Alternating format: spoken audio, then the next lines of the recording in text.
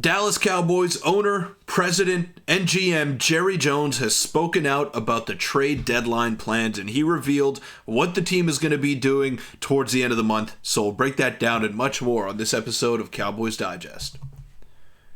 Welcome in, everybody, to Cowboys Digest. I'm your host, Peter Vryonis, and today we're going to be breaking down some of the post-game comments that were made by Jerry Jones following yet another loss, the third loss in a row against the Atlanta Falcons, 27-21 yesterday.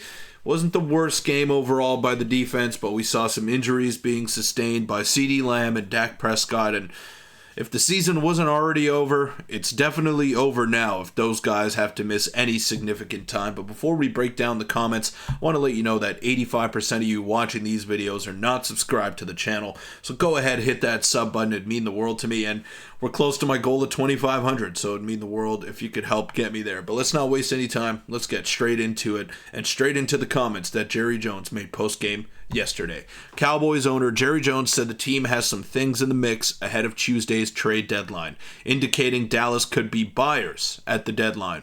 We'll probably do a couple of things this week. I'm a long way from being dismayed about this team this year. So I don't know if this is the arrogance, the delusion, or just plain stupidness getting to Jerry here. But the fact that he thinks this team can accomplish something of substance this year, in a year where the Commanders are 7-2, the Philadelphia Eagles look like they've bought back into Nick Sirianni's system, I find it very hard to believe that Jerry is dumb enough to actually make trades at the deadline this year that are trying to help the team for the 2024 season.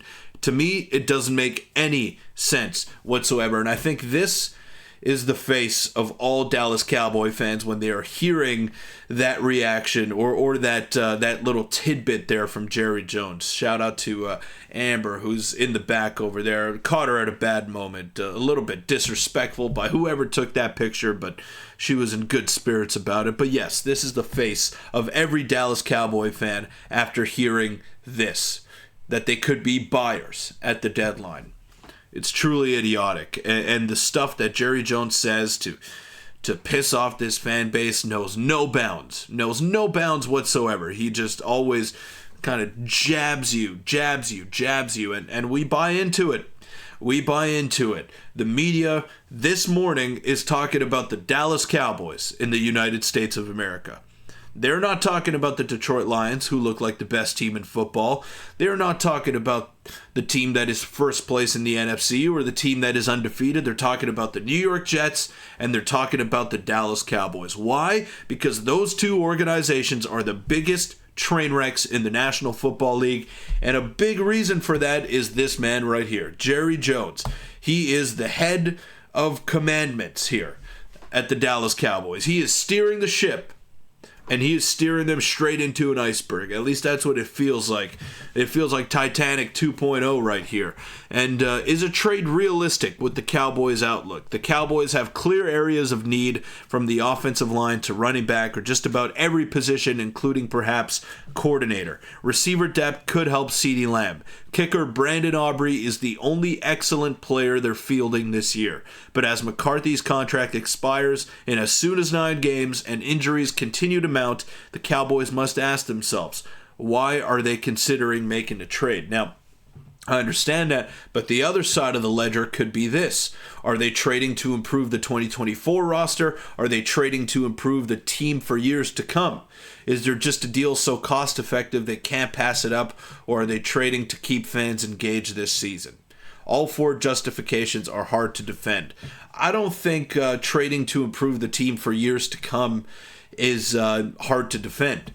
And when I look at that statement right there, trading for years to come, I am picturing trading away expiring assets that you have on your team right now in exchange for draft capital.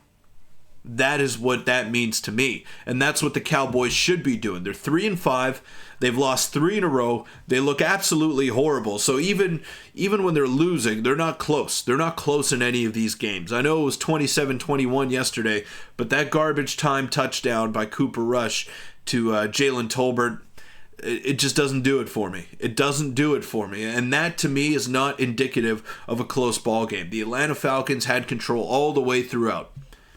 It was never really in doubt for them, especially after that botched fake play by Brian Anger, the Cowboys punter.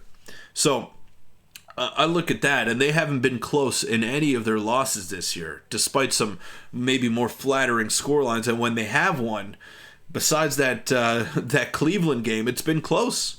It's been close. It was a toss-up. Could have gone either way. So this team is not good, and they're one play away from being 2-6 as opposed to 3-5, which they are right now. If it wasn't for a last-second heroic catch by Jalen Tolbert in Pittsburgh to beat the Steelers, who are first place, by the way. So I look at all this, and this year seems like a lost season for the Dallas Cowboys. But Jerry Jones still owns the most valuable franchise in pro sports. So why should he change what he's doing? Why should he care about the future of the team if he knows that the outlook is not going to change? So if he trades draft capital this season to address some of the notable holes on the roster, then that puts them in a tough spot going forward in terms of competing. Whereas if you acquire draft capital, maybe you're closing the book on this season a little bit prematurely, a little bit more than you would have liked to, but you're going to get more draft picks and you're going to be able to be more competitive in the near future. And I think that is the blueprint for this upcoming trade deadline. He revealed that he wants to make some moves. Now, what we don't know is what kind of moves is he going to make. Are they going to be moves to address the future of the squad, or are they going to be moves to address some of the notable holes on the roster right now? Because I saw a picture yesterday of the offensive line, and Tyler Smith was dominating his matchup. He was pushing him up the field. He was keeping him in check.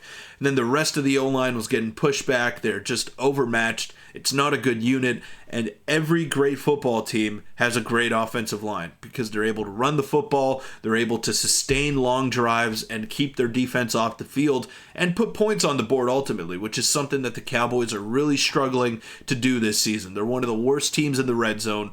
They're one of the worst teams in terms of time of possession.